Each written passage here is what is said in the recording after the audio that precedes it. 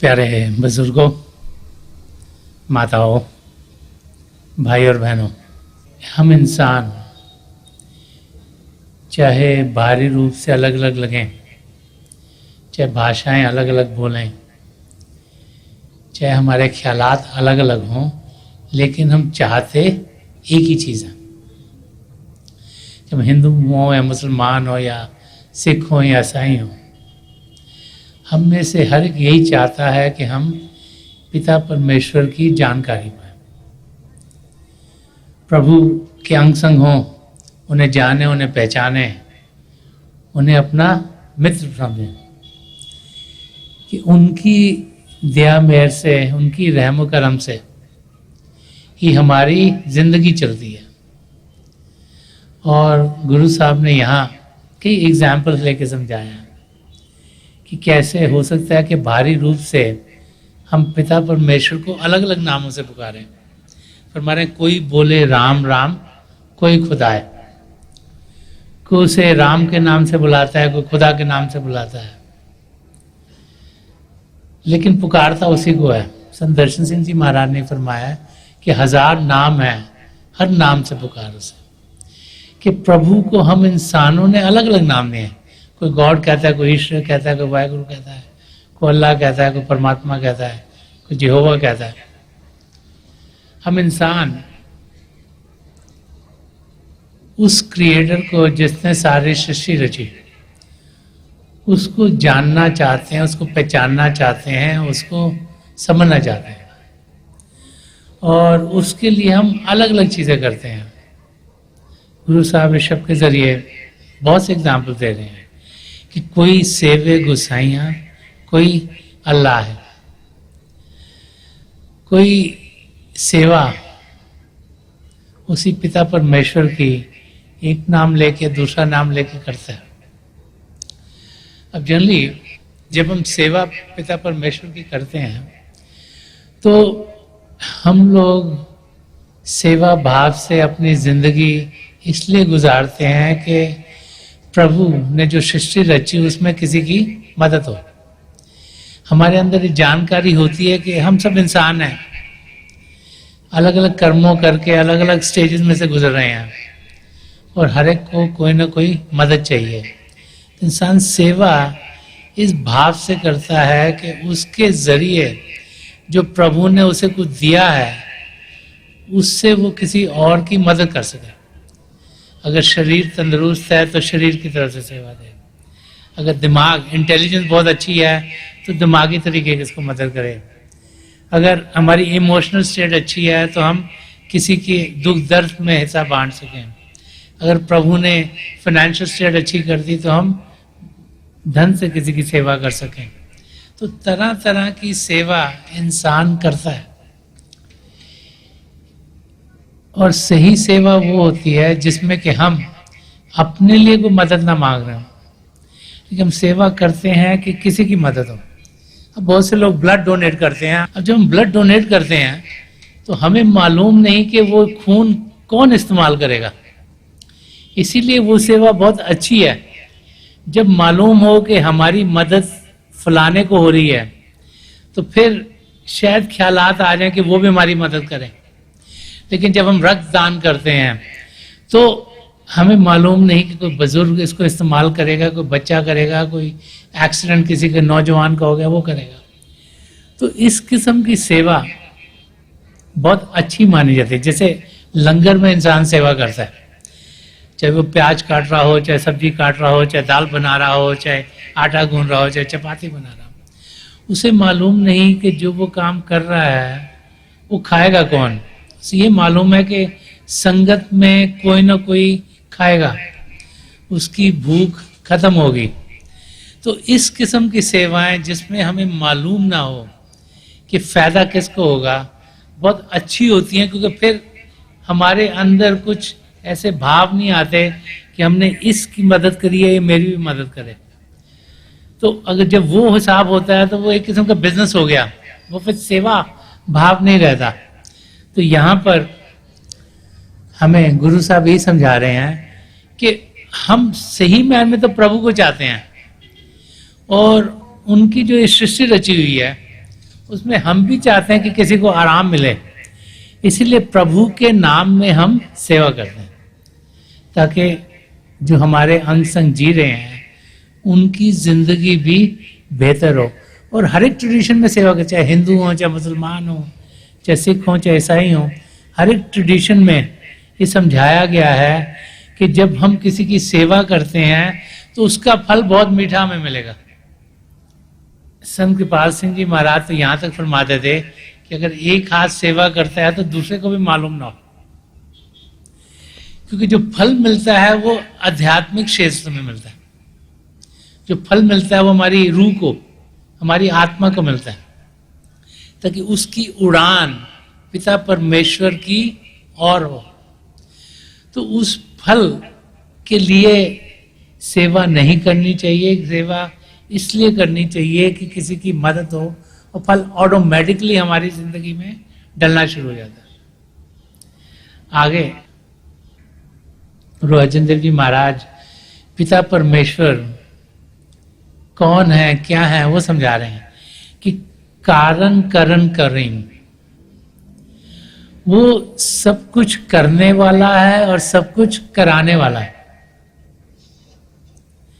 कृपा धार रहीम, कि वही मेहरबान है, वही दया का महासागर है, वही कृपा करता है, उसी के बहाने में सब कुछ चलता है, और उसी की दया मेहर से ही हम सबकी जिंदगी चल रही है।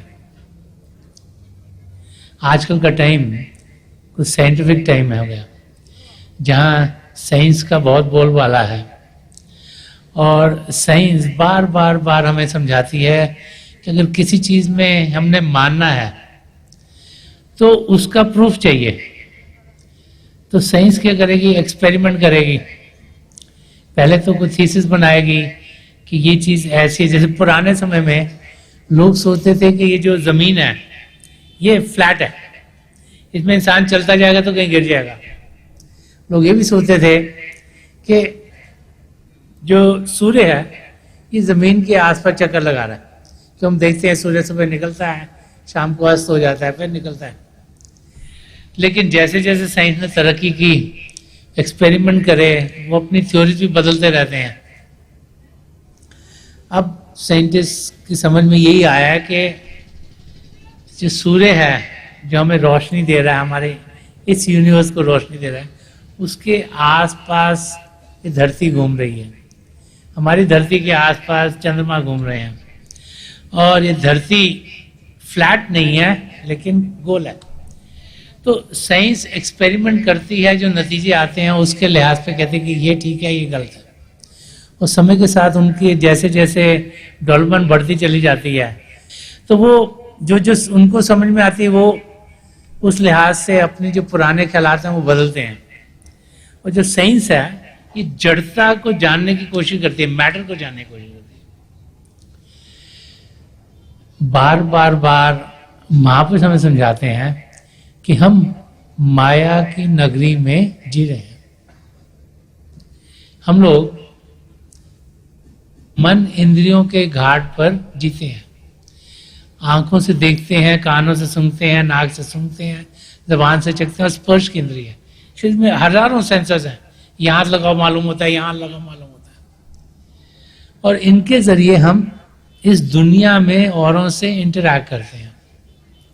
साइंटिस्ट हमें बताते हैं कि तकरीबन जो 83% हमारी एक्टिविटी है वो आंखों के जरिए, ये सबसे प्रबल हमारी इंद्रिय है। 14% जो एवरेज इंसान करता है वो कानों के जरिए, जो उसको सुनाई देता है, और सिर्फ 3% एक्टिविटी है जो सूंघने की, चखने की और स्पर्श की है। इसीलिए जब से हम पैदा, हम कहते हैं ये मैंने देखा खुद, ये सही है, ये मैंने सुना है, इस करके ये सही है।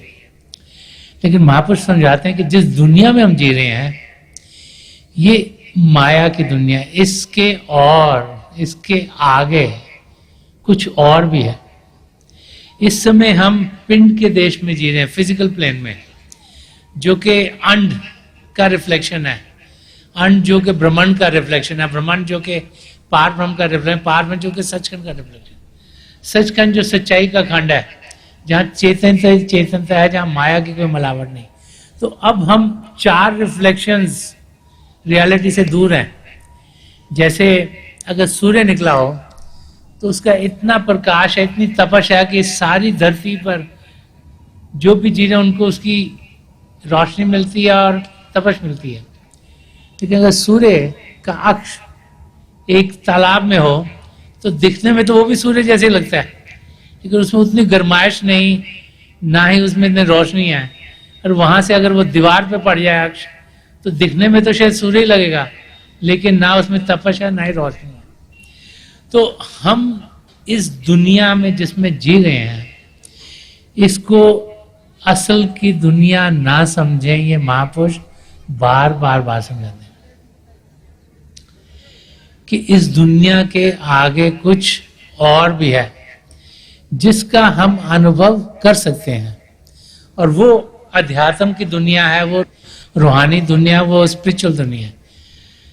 जब तक हमारे अंदर कुछ जागृति नहीं होगी उस दुनिया को पाने की, तब तक उसका अनुभव हम कर नहीं पाते।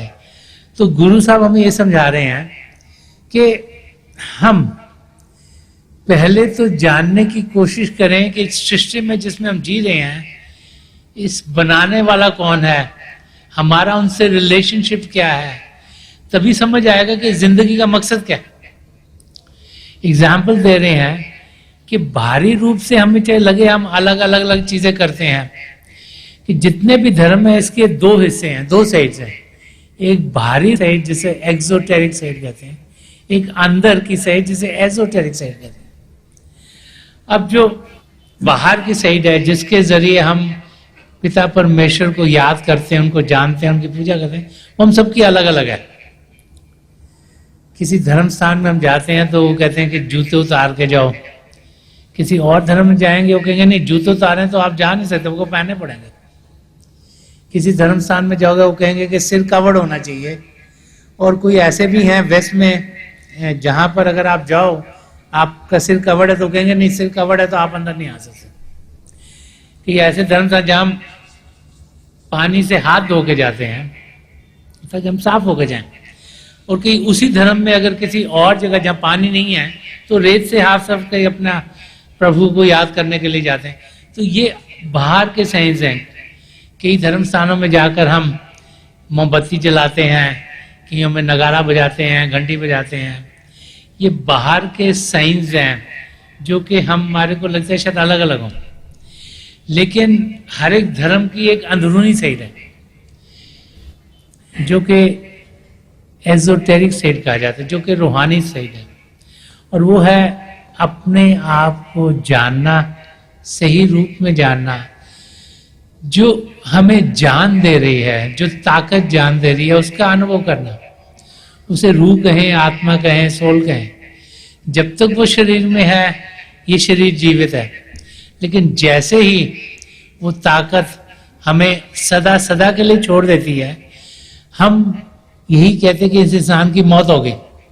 अब चाहे वो हमारे पिताजी हों, चाहे माताजी हों, चाहे दादाजी हों, चाहे दादी हों, चाहे पति हो, चाहे पत्नी हो, चाहे बाल बच्चे हों, हम क्या करते हैं? हम उस शरीर को घर में रखते नहीं। हम सोचते हैं कि जो रियल चीज थी वो चली गई, इसको या दफना दो या इसको क्रीमेट कर दो, जैसे जैसे हमारे ट्रेडिशंस हो। दफनाने का मतलब कि माटी का ये पुतला बना उसको माटी में मिला दो। क्रीमेट करने का, आग लगाने का मतलब कि जो 5 तत्व जिसका ये बना हुआ है वो जाकर नेचर में मिल जाए। प्रोसेसेस अलग अलग है, पर्पस सेम है। हमें ये यकीन हो जाता है कि ये शरीर बेकार हो गया, इसका कोई वजूद नहीं, ये कुछ कर नहीं सकता, ना ही देख सकता है, ना सुन सकता है, ना खा सकता है, ना पी सकता है, क्योंकि इसके पीछे जो ताकत थी वो चली गई। तो जब हम महापुरुषों की जिंदगी पढ़ते हैं, उनकी जिंदगी कैसी गुजरी उसकी जानकारी पाते हैं, तो हम देखते हैं कि बार बार बार हमें सेम चीज पढ़ने को मिलती है या सुनने को मिलती है या समझ में आती है कि उन सब महापुरुषों ने प्रभु का अनुभव किया। हम सबको सपोर्ट चाहिए, नहीं तो हम अपने आप को अकेला महसूस करते हैं अब जैसे बच्चा पैदा होता है तो उसको माँ बाप का सपोर्ट चाहिए, माँ बाप के जरिए उसको खाना पीना आता है, वो चलता है, स्कूल में जाता है, टीचर का सपोर्ट चाहिए, उससे वो सब्जेक्ट सीखता है दुनिया के। फिर जैसे ही थोड़ा बड़ा होता है तो दोस्तों और सहेलियों का सपोर्ट एक दूसरे को चाहिए, क्योंकि कुछ ना कुछ इमोशनल भी रिलेशनशिप चाहिए। और फिर इंसान जब बड़ा हो जाता है, अगर उसको लगे, जैसे बहुत बारी होता है कि सब दोस्त इकट्ठे पढ़ रहे हैं, फिर कॉलेज में गए, कॉलेज में कोई एक जगह चला गया, एक दूसरी जगह चला गया, कॉलेज पास किया, उसके बाद काम करना शुरू करा, कोई बैंगलोर चला गया, कोई मुंबई चला गया, कोई अमेरिका चला गया, कोई लंदन चला गया, सब अलग अलग अलग अलग। और टाइम के साथ इंसान अपने आप को अकेला समझना शुरू हो जाता है, क्योंकि माँ बाप से वो दूर हो गया, काम कहीं और कर रहा है, जो उसके दोस्त मित्र थे वो अलग अलग जगह चले गए। तो बहुत कम लोग हैं जो एक ही जगह रहकर अपनी वो सपोर्ट सिस्टम को ढूंढ सकते हैं। और लाइफ में ये भी देखते हैं कि वो लोग जो वन टाइम, जो किसी समय पर हमारे बहुत नजदीक होते हैं, समय के साथ कुछ ना कुछ मिसअंडरस्टैंडिंग हो जाती है और इंसान दूर होना शुरू हो जाता है। हर एक फैमिलीज में देखते हैं, भाई भाई में बंटवारा, माँ बाप के अंदर लड़ाई झगड़ा, पेरेंट्स और बच्चों में कुछ दिक्कत, तो कुछ ना कुछ टेंशन लाइफ में लगी रहती है और बड़ी बड़ी इंसान अपने आप को अकेला समझता है। तब उसको समझ में आता है कि मुझे मदद चाहिए, और उस समय पिता परमेश्वर की ओर ध्यान ज्यादा जाता है, क्योंकि अंदर से हमें मालूम है कि पिता परमेश्वर तो हर समय रहेंगे। दुनिया के लोग चंद क्षणों के लिए रहे, फिर किसी की डेथ हो गई, कोई यहाँ चला गया, कोई वहां चला गया, किसी के साथ मिसअंडरस्टैंडिंग होगी और सब अलग अलग हो गए। लेकिन प्रभु सृष्टि के शुरू में थे, आज भी हैं, सृष्टि के आखिर तक रहेंगे। अगर मेल मिलाप उनके साथ हो गया तो सदा सदा का सपोर्ट हमें मिल गया। उनका सपोर्ट हमारे लिए हर समय है, लेकिन हमें उसकी जानकारी नहीं। प्रभु को पाए कैसे, वो दिखते कैसे हैं, क्या पगड़ी रखते हैं, कि उनकी दाढ़ी लंबी है, क्या बाल सफेद हैं, कपड़े कैसे पहनते हैं, ये हम सब अंदाजा लगाते हैं। लेकिन प्रभु तो किसी चीज में सीमित नहीं, उनका कोई रूप नहीं, उनका कोई रंग नहीं, वो तो एक ताकत है, एक ताकत जो हमें ताकत दे रही है। इसीलिए तुलसी साहब ने फरमाया, वो कहते हैं अगर पिता परमेश्वर को पाना तो करना क्या है, कि दिल का हुजरा साफ कर, जाना कि आने के लिए, ध्यान गैरों का उठा उसके बिठाने के लिए। कि दिल का हुजरा, हुजरा वो मस्जिद में जगह होती है जहां पर जाके मौलवी जी आराम कर, सबसे शांत जगह। तो दिल की सबसे शांत जगह क्या, हमारी आत्मा। कि दिल का हुजरा साफ करके आत्मा को साफ करो, उसके ऊपर मन माया के पर्दे पड़े हैं, जाना के आने के लिए। जाना कौन है, शरीर की जान हमारी आत्मा, आत्मा की जान परमात्मा, उसको जाना कहा गया। कि अगर प्रभु को पाना है तो अपनी आत्मा पे ये मन माया के जो पर्दे पड़े हैं, जो उसको घेरे हुए हैं, जो उसकी असलियत आने नहीं दे रहे बाहर, इनको हटाओ, इनको साफ करो, ताकि असलियत को जान सको। और करना कैसे, ध्यान गैरों का उठा। करिए दुनिया में जो भी सब गैर हैं, कोई भी अपना नहीं, उसका बिठाने के लिए अपना कोई है तो वही पिता परमेश्वर है। संदर्शन सिंह जी महाराज ने फरमाया, वो फरमाते हैं, I have no friend except my beloved, I have no work except his love. कि मेरा इस दुनिया में कोई मित्र नहीं पिता परमेश्वर के सिवाय, और कोई दोस्त नहीं है उसके सिवाय, और उसको प्रेम करने के सिवाय मुझे कोई काम नहीं है। जब इस किस्म की समझ इंसान की होती है तब वो पिता परमेश्वर पाता है। क्यों? क्योंकि पिता परमेश्वर तो प्यार के महासागर हैं, हम भी उस महासागर की एक बूंद हैं, हम भी प्रभु के प्रेम से भरपूर हैं।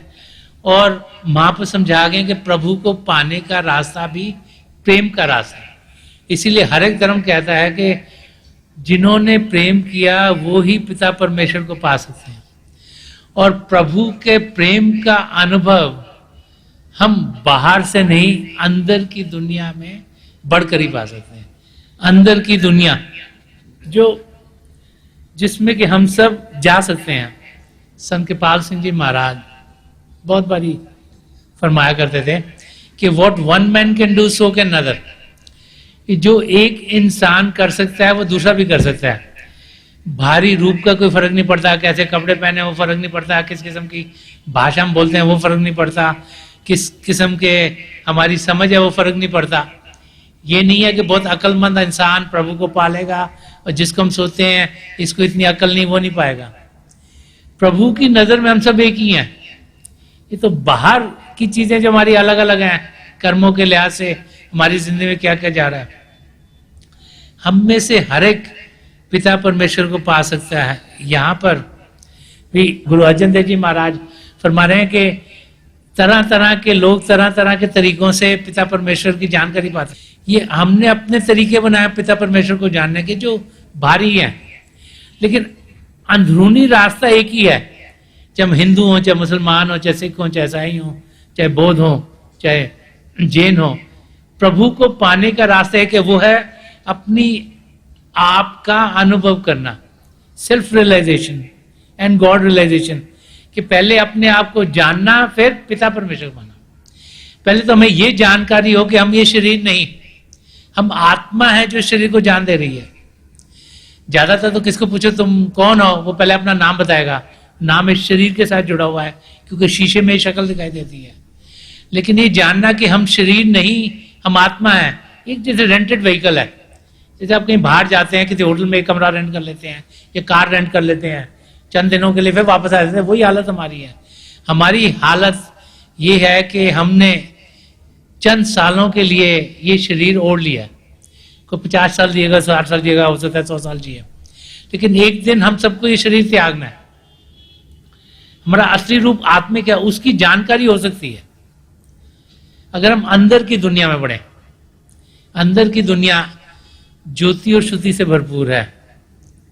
कबीर साहब ने गुरबाणी में फरमाया कि अव्वल अल्लाह नूर उपाया, कुदरत के सब बंदे, एक नूर से सब जो उपजा, कौन भले कौन मंदे। कि सबसे पहले उसको अल्लाह कहें, उसको वाहिगुरु कहें, उसको यहोवा कहें, उसको गॉड कहें, परमात्मा कहें। अव्वल अल्लाह, सबसे पहले वो थे। नूर उपाया, उनसे नूर उपरा, उसको नूर कहें, उसको ज्योति और श्रुति कहें, उसको नाम कहें, उसको शब्द कहें, उसको कलमा कहें, कि प्रभु की सत्ता उनसे उतरे और कुदरत के संबंध उसी के जरिए सब कुछ बना है। सारी सृष्टि उसके जरिए रची गई। तो हम कौन कहने वाले हैं ये ऊंचा ये नीचा है, क्योंकि अगर प्रभु ने बनाया तो सब एक ही हैं। इसीलिए संत कृपाल सिंह जी महाराज फरमाते थे, एक बनो नेक बनो, एक ही का रास्ता इख्तियार करो। एक किससे बनना है? पिता परमेश्वर से। और अगर पिता परमेश्वर से एक बनना है तो नेकी का रास्ता इख्तियार करना होगा। जिंदगी में सद्गुणों को अपनी जिंदगी में डालें। हमारी जिंदगी ऐसी हो जो सद्गुण से भरपूर हो। सच्चाई की जिंदगी जिए, निष्काम सेवा भाव से जिए, प्रेम से जिए, करुणा से जिए, किसी के मददगार हों। हम ऐसी जिंदगी जिए जिसमें ह्यूमिलिटी से जिए, नम्रता से जिए, नॉन वायलेंस की जिंदगी जिए, अहिंसा की जिंदगी जिए, ताकि हमारे आसपास हलचल ना हो। जहां हलचल होगी वहां पिता परमेश्वर की जानकारी नहीं हो सकती। जब हम शांत होंगे तभी हम कुछ पा सकते हैं। तो जो प्रभु का नाम है खुदा, वो खुद आता है, उसको बुला नहीं सकते हम। वो जब उसकी रजा होगी तब आगे। तो हमें अपने आप को पवित्र अवस्था में रखना है, अपने आप को साफ अवस्था में रखना है ताकि वो आ सके। वो प्योर है। जब तक हम प्योर नहीं होंगे हम उससे मिल नहीं सकते। इसीलिए आत्मा के ऊपर से सारे ये जो मन माया के पर्दे हमें हटाने, वो तब हटेंगे जब हम शरीर से ऊपर उठ पाएंगे। जब तक शरीर के अंदर ही हमारा ध्यान रहेगा, ध्यान जो हमारी आत्मा का भारी रूप है, जब तक वो मन इंद्रियों की घाट से बाहर की ओर जाएगा तब तक हम प्रभु को जान नहीं सके। हम उसे अंदर की ओर लाना। तो अंदर की ओर कैसे लाएं? एक शांत जगह ढूंढे। अगर शांति होगी तो सुनने की इंद्री खिंच जाएगी अंदर को, कोई शोरगुल नहीं हो रहा है इस करके ध्यान बाहर नहीं जाएगा, अंदर को जाएगा। हम जब बैठते हैं तो देखेंगे शरीर का हिस्सा किसी को ना लगे, नहीं तो अगर वो इंसान हिलेगा तो हम भी हिल जाएंगे। तो स्पर्श की इंद्री के जरिए हमारा ध्यान बाहर को जाएगा। हम जब ध्यान करने के लिए बैठे तो एटमॉस्फेयर को बदलने की जरूरत नहीं, कोई अगरबत्ती जलाने की या फ्रेग्रेंस लाने की लोड़ नहीं। हम सोचते हैं कि प्रभु ने सारी सृष्टि से हर एक जगह होली है, हर एक जगह पवित्र है, कहीं पे भी हम बैठ सकते हैं, ताकि जो सूंघने की इंद्री है ये अंदर को खिंच जाए आसानी से। हम जब बैठेंगे अभ्यास करने के लिए तो खाएं पिएंगे नहीं, तो चखने की इंद्री खच गई, और फिर आंखें बंद करेंगे तो देखने की इंद्रिय कट गई। सो एक जगह ढूंढ के शांत जगह जहां बैठे आंखें बंद करें तो पांचों इंद्रियां बड़ी आराम से हम अंदर की ओर खींच सकते हैं। अब जब हम आंखें बंद करें तो ये ध्यान रखें कि जो हमारी आंखों के डिलाइबल से सीधे सामने हो, जैसे 8-10 इंच हमारे सामने फोकस हो। बहुत से लोग सोचते हैं ये यहाँ पर शिव नेत्र है, 10वां द्वार है, नुक्ता है, सफेदा है, इसको अलग अलग नाम अलग अलग भाषा में दिए। ये जो है ये गेटवे अंदर की दुनिया में जाने का। तो इंसान आंखों को ऊपर करता है कि मैं यहाँ जल्दी पहुंच जाऊं। कि हमें ये समझना कि ये जो आईबॉल्स आंखों के डेले हैं ये फ्लैश एंड ब्लड के बने हैं।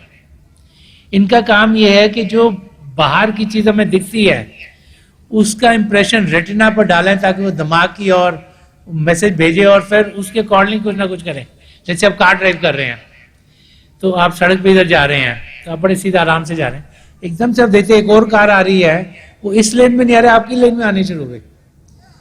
आपकी आंखें देखती हैं, एकदम से रेटिना पे मैसेज जाता है, ओहो ये कार सामने आ रही है। वो दिमाग को मैसेज देता है कुछ करो, दिमाग हाथों को मैसेज देता है स्टीयरिंग व्हील को मूव करो ताकि आउट ऑफ द वे हो जाए, ये ना वो आंसर मार दे। तो आंखों का काम सिर्फ बाहर जो जड़ता की चीजें देखने का, ये सिंगल या थर्ड है, ये अंदरूनी आंख है। तो इसको अगर हम ऊपर करेंगे तो यहां पर माथे पे जोर पड़ेगा, मैं सिर दर्द, इनको बिल्कुल सीधा रखें। आंखें बंद करते ही एक और चीज हमारे सबके साथ होनी शुरू हो जाती, हमको कोई ना कोई विचार आ जाएगा। कल क्या किया उसका विचार, आज क्या हो रहा उसका विचार, कल क्या करना है उसका विचार, ऑफिस में क्या हो रहा है उसका विचार, घर में क्या रहा उसका विचार, स्पोर्ट्स टीम्स क्या कर रही है उसका विचार। कोई विचार आया नहीं कि ध्यान बाहर की ओर जाएगा। तो महापुरुष समझा गए हैं, हर एक धर्म के अंदर टेक्निक बिल्कुल सिमिलर है। महापुरुष जिन्होंने बहुत रिसर्च आत्मा के ऊपर की, उन्होंने समझाया कि विचार मन से आते हैं, मन नहीं चाहता हम पिता परमेश्वर को जाने, तो विचार के जरिए हमारा ध्यान वो बाहर की दुनिया में कर देता है। तो वो कहते हैं मन बहुत ताकतवर है और उसके पास बहुत सी चीजें हमें डसने की। संदर्शन सिंह जी महाराज उसे 1000 सर्पेंट बोलते थे, ऐसा सांप है जिसके 1000 मुंह है, किसी भी तरीके से हमको डस सकता है, कभी हंसा कर, कभी रुला कर, कभी इलेट करके, कभी डिप्रेस करके, कभी ध्यान यहाँ दिलवा के, कभी वहां दिलवा के। तो फरमाते कि इससे लड़ाई मत करो, इससे दोस्ती करो। मन की ताकत को समझो, वो बाहर की दुनिया में जा रहा है तो उसे अंदर की दुनिया में कैसे लेके जाओगे। इसीलिए हम मन ही मन जाप करते हैं। जाप किसका करना है? प्रभु के नाम का। प्रभु के नाम का क्यों? ताकि हमारा ध्यान प्रभु की ओर हो और मन का ध्यान भी प्रभु की ओर हो। इसीलिए आंखें बंद करते ही मन ही मन हम प्रभु के नाम का जाप करते हैं। जैसे प्रभु के नाम का जाप करेंगे, मन की ताकत प्रभु के नाम के जाप में लगेगी, हम ख्यालों से दूर होंगे, विचार आने बंद होंगे, अंधेरे में रोशनी के चिन्ह दिखने शुरू होंगे। शुरू में ऐसे लगा रोशनी आके जा रही है, रोशनी के चक्र हैं, रोशनी किसी भी रंग की हो सकती है, सुनहरे रंग की, सफेद रंग की, लाल, पीला, नीला, हरा, जामुनी या कोई और रंग। हो क्या रहा है कि रोशनी कहीं बाहर से नहीं आ रही। जब हमारा ध्यान टिक रहा है हमें रोशनी दिख रही है, जब ध्यान टूट जाता है तो अंधेरा ही अंधेरा देता है, हमें लगता है रोशनी आगे चलेगी। एक्चुअली वो हमारी कॉन्शियसनेस है, हमारी अटेंशन है। जब टिकती है तो हम रोशनी देख पाते हैं, और जब ध्यान टूट जाता है तो अंधेरा दिखता है। तो समय के साथ, प्रैक्टिस के साथ हमें ऐसा लगता है रोशनियां टिक गई हैं, क्योंकि हमारी अटेंशन बढ़नी शुरू हो जाती है, हमारा ध्यान ज्यादा लगना शुरू हो जाता है, और फिर हम रोशनियों के आगे निकल जाते हैं। एक आसमान जहां सितारे टिमटिमा रहे हों, और फिर अंदर बहुत से नजारे, अंदर में चंद्रमा, अंदर में सूर्य। इसके रेफरेंसेस कई धर्म ग्रंथों में आए कि कई महापुरुषों ने सितारों को पार किया, चंद्रमा को पार किया, सूर्य को पार किया, और फिर हम अंदर की दुनिया का अनुभव करना शुरू हो जाते हैं। अंदर की दुनिया, ज्योति और श्रुति की दुनिया, लाइट एंड साउंड की दुनिया, यही दो प्राइमल मैनिफेस्टेशन है पिता परमेश्वर के, यही दो रूप हैं पिता परमेश्वर के। और जब उसके साथ जुड़ते हैं तो हम अंदर में प्रभु की नजदीकी पाना शुरू हो जाते हैं। शरीर से जब उठते हैं तो पिंड से अंड में, अंड से ब्रह्मांड में, ब्रह्मांड से पार ब्रह्म में, वहां से सचखंड में पहुंचते हैं। तो हर एक कवरिंग जो हमारी आत्मा के ऊपर है, जब पिंड से अंड में जाते हैं तो जो पिंडी शरीर है, इस शरीर को पंजाबी में पिंड कहते हैं, ये अलग हो जाता है।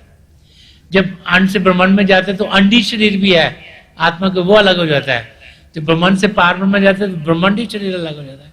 जब पार ब्रह्म से सचखंड में जाते हैं तो जो चौथी कवरी है, पार ब्रह्मांडी शरीर, पतला से जीना सा पड़ा है, वो भी अलग हो जाता है। तो हम अपने आप को अपनी निरोल अवस्था में पाते हैं, चेतन अवस्था में पाते हैं, और वहां जाकर हमारे, जिसको इनर गाइड बोलो, सदगुरु बोलो, हमारे मास्टर मुर्शिद बोलो, जो हमें मदद कर रहे हैं अंदर की दुनिया में जाने के, पहले मुन में लीन होते हैं। जैसे सूफीज्म में फिनाफिल शेख कहा गया कि अपने मुर्शिद में, अपने सदगुरु में लीन होना, और फिर वो हमें प्रभु में लीन करा देते। जैसे सूफीज्म में फिनाफिला कहा गया कि आत्मा का मिलाप परमात्मा में होना। तो इस यात्रा पर जब जाते तो असलियत क्या है उसकी जानकारी हमें होनी शुरू हो जाती है। तो गुरु साहब आगे बाहर के और एग्जाम्पल दे रहे हैं कि कोई कहे तुर्क, कोई कहे हिंदू, कोई बाचे भिसत, कोई सुरगिंदो, तो कोई तो भिसत चाहता है, उसकी यर्निंग यही है कि मैं वो पैराडाइज में पहुंच जाऊं, अल्लाह के पास पहुंच जाऊं, या कोई कहता है कि मैं स्वर्ग में पहुंच जाऊं, मैं पिता परमेश्वर के पास पहुंच जाऊं। और आखिर में गुरु अर्जन देव जी महाराज फरमा रहे हैं कि कहे नानक जिन हुक्म पचाता। वो कह रहे हैं कि असली में कौन पहुंचता है ऐसी जगह से, असली में पिता परमेश्वर को कौन जाता है, असली में कौन अपनी आत्मा का मिलाप परमात्मा से कराता है, कि कह नानक जिन हुक्म पहचाना। जिसने प्रभु के हुक्म को पहचान लिया, तो प्रभु का हुक्म क्या है? अगर हम देखें कि करोड़ों आत्माएं हैं और 84 लाख जिया जून है, और हर एक में एक न एक आत्मा है, और हर एक जून में पता नहीं कितनी कितनी आत्माएं हैं। और महापुरुष समझाते हैं कि जो ये ह्यूमन रेस है, जो ये मानव चोला है, इसमें प्रभु ने सब पदार्थ दिए हैं ताकि हम अपने आप को जान सकें और पिता परमेश्वर को पा सकें। तो हम लोग कितने खुशकिस्मत हैं कि प्रभु ने हमारी आत्मा को ही चोला दिया। इसमें विवेक की कैरेक्टरिस्टिक है कि हम ये जान सकते हैं ये सही है, ये गलत है, ये सच्चा है, ये झूठा है। ये प्रभु ने हम सबको दिया है, अब इस्तेमाल हमने करना है इसका।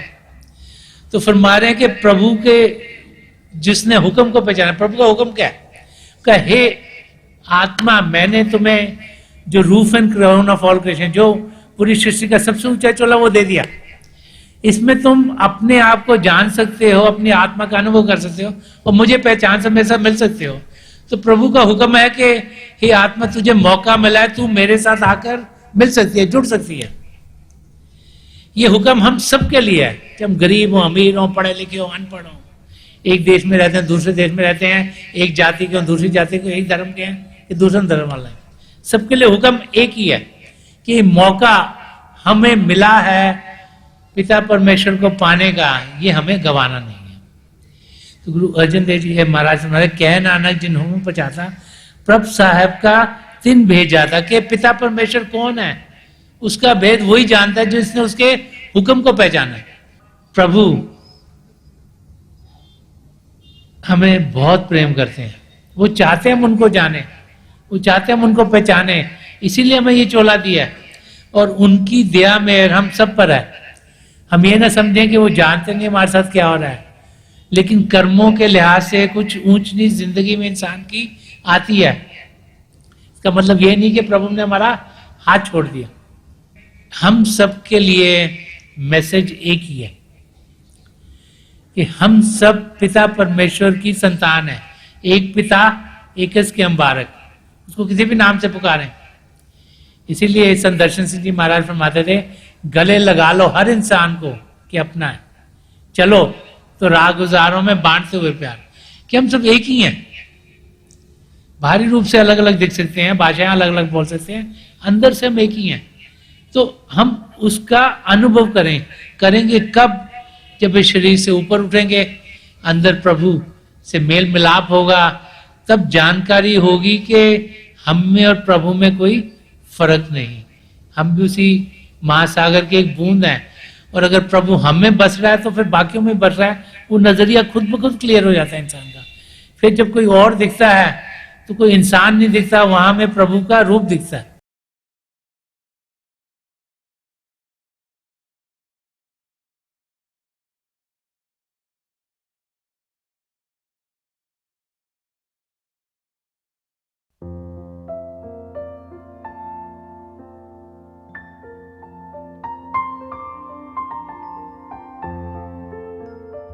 तो थोड़ी देर के लिए हम सब अभ्यास के लिए बैठ जाएं। आप जहाँ भी बैठे हैं आराम से बैठिएगा, अपनी आंखें बंद कर लीजिएगा। ये जो आई बॉल्स आँखों के डले सीधे सामने फोकस हो, जैसे आठ दस सामने आप फोकस हो। आंखें बंद करते ही वो भाई बहन जिन्हें नाम की देन मिली आप सिमरन कीजिएगा। और जो भाई बहन यहाँ नए हैं, आप पिता परमेश्वर के किसी भी जाति नाम का जाप कीजिएगा। जाप मन ही मन करना, ऊंचा नहीं दोहराना। मेरी प्रभु के चरण कमलों में, और जो पिछली संचय के महापुरुषों हैं, हजूर बाबा सावन सिंह जी महाराज, परम संत कृपाल सिंह जी महाराज और दयाल प्रसन्न दर्शन सिंह जी महाराज के चरण कमलों में यही प्रार्थना है कि जो जो हम सबके लिए बेहतर हो ये महापुरुष हमें दें, हमें सबके साथ जोड़ें और हमारे भीतर प्रभु की ज्योत के हमें दर्शन करवाएं। थोड़ी देर में मैं आपको इस बैठक से उठाऊंगा और मेरी शुभकामनाएं आप सबके साथ हैं।